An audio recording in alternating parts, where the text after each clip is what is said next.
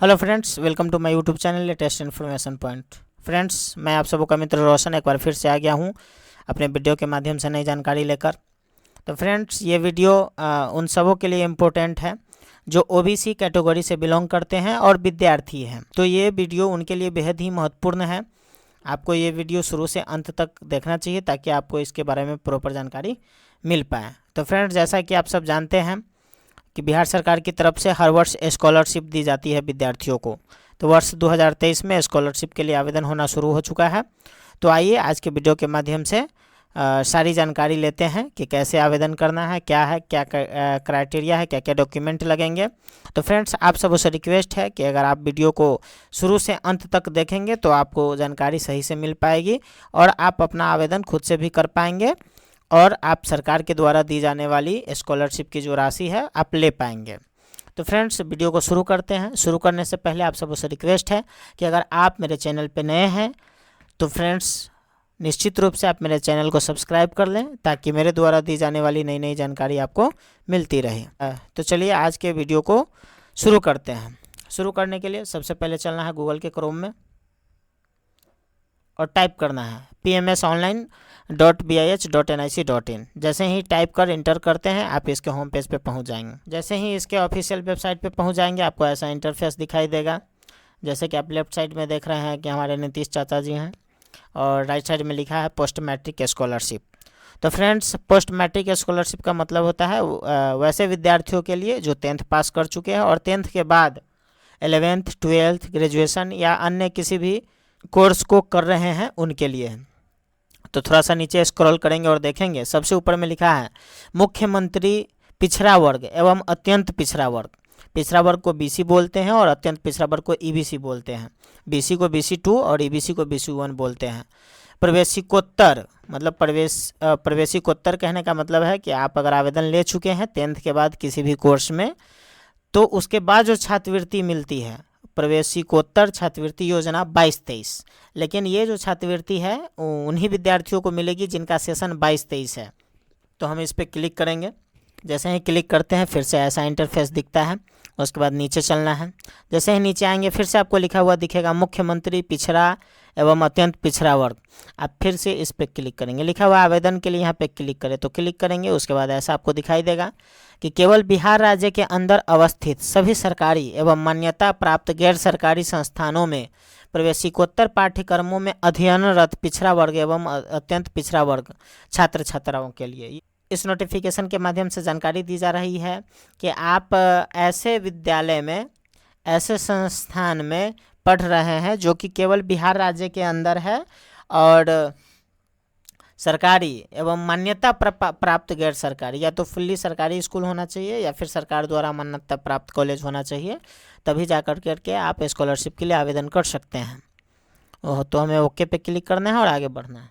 जैसे ही आप ओके करके नेक्स्ट करते हैं आपको यहाँ पे दिखाई देगा new student registration login for already registered students. तो आप फर्स्ट ऑफ ऑल आए हैं आवेदन करने के लिए इस पोर्टल पे, तो न्यू स्टूडेंट रजिस्ट्रेशन पे क्लिक करना है।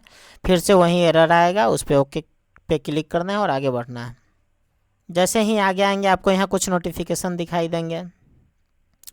जैसे पहला स्टेप है स्टूडेंट रजिस्ट्रेशन, दूसरा स्टेप है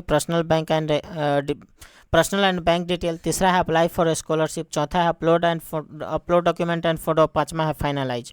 यानी कि कुल आवेदन की प्रक्रिया जो है 5 स्टेप्स में है। 5 स्टेप्स को पूरा करने के बाद ही आवेदन की प्रक्रिया पूर्ण रूप से हो पाएगी। उसके बाद नीचे है click here and read important instruction carefully before filling up the online application. यानी कि नीचे जो इंस्ट्रक्शन दिए गए हैं उन्हें पहले अच्छे से पढ़ना है, फिर उसके बाद जो है सेल्फ डिक्लेरेशन को टिक करके फिर आवेदन के लिए आगे बढ़ना है। उसके बाद कह रहा है कि लास्ट डेट ऑफ एप्लीकेशन, यहाँ पे लास्ट डेट देना था लेकिन किन्हीं कारणों से यहाँ पे अपडेट नहीं हो पाया है। लेकिन मैं आपकी जानकारी के लिए बता दूँ कि इस फॉर्म का जो लास्ट डेट है 15/7 तक रखा गया है। 12/6/2023 से आवेदन शुरू है और इसकी अंतिम तिथि जो है 15/7/2023 तक रखी गई है।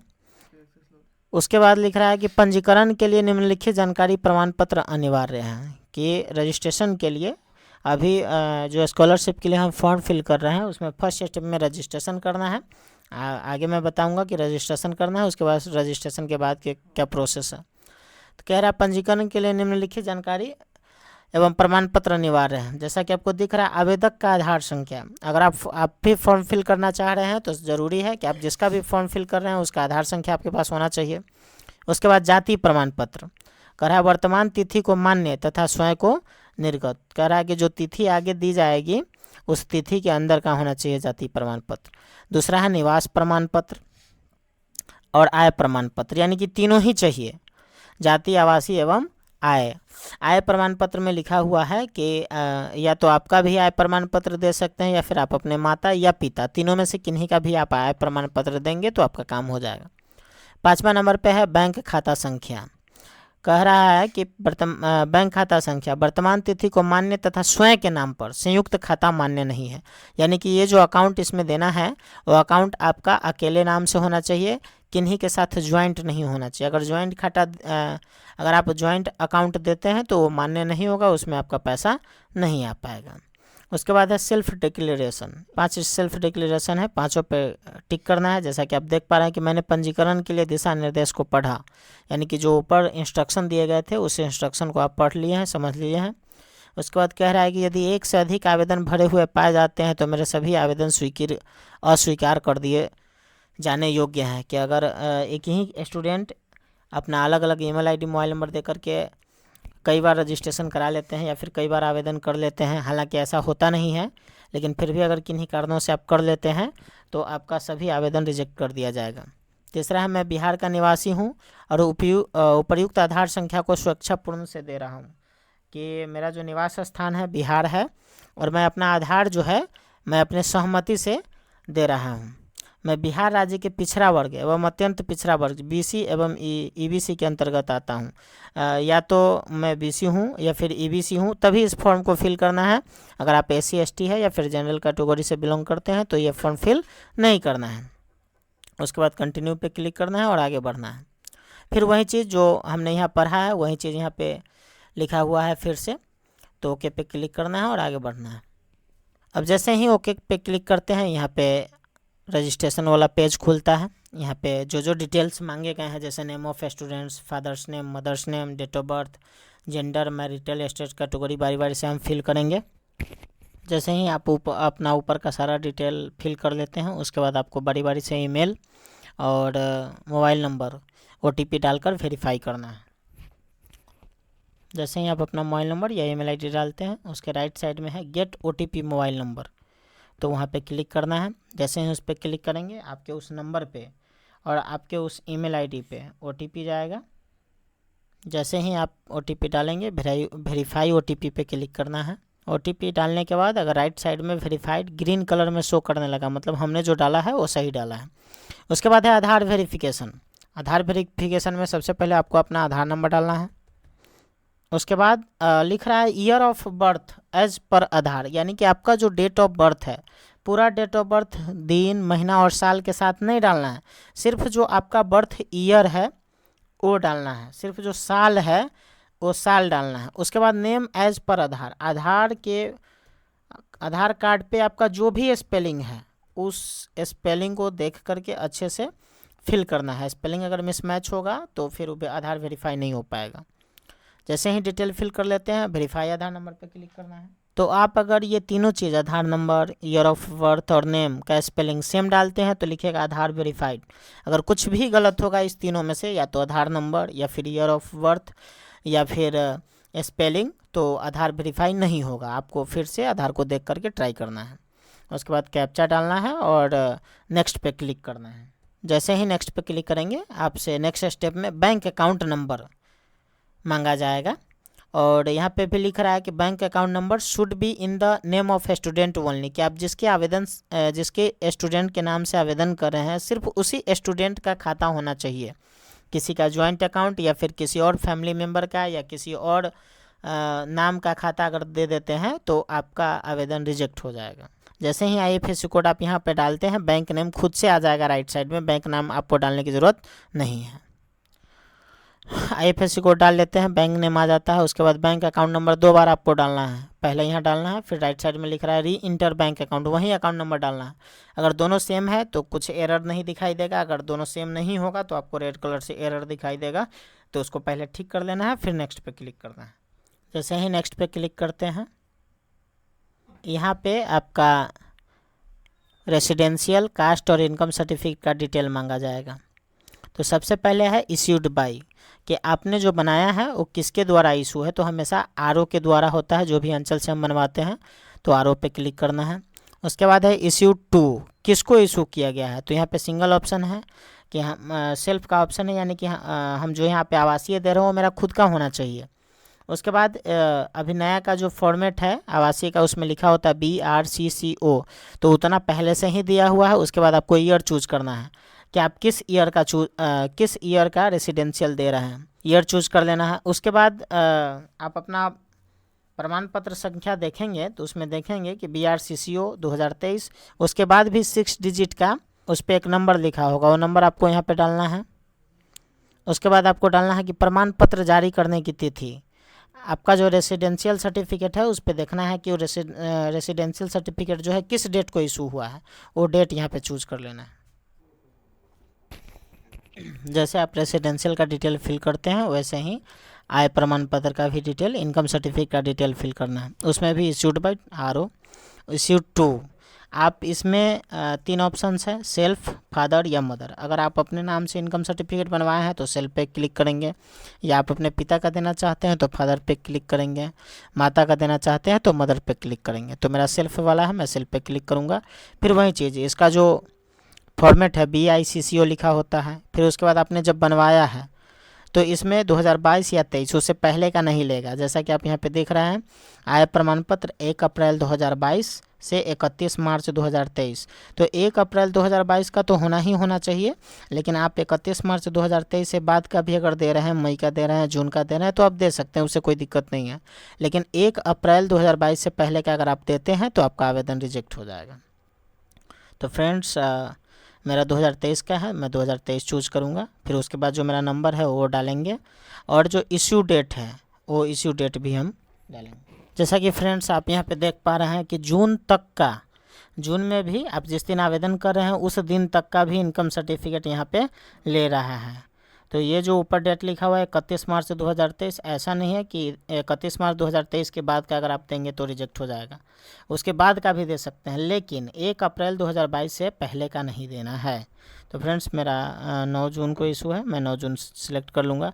उसके बाद इनकम सर्टिफिकेट पे देख के टाइप करना है कि आपका जो इनकम सर्टिफिकेट बना है वो कितना का बना है, जितना उस पर लिखा हुआ है उतना ही यहाँ पर टाइप करना है, ना ही उससे ज़्यादा और ना ही उससे कम। ठीक उसी प्रकार से अपना कास्ट डिटेल भी फिल करेंगे।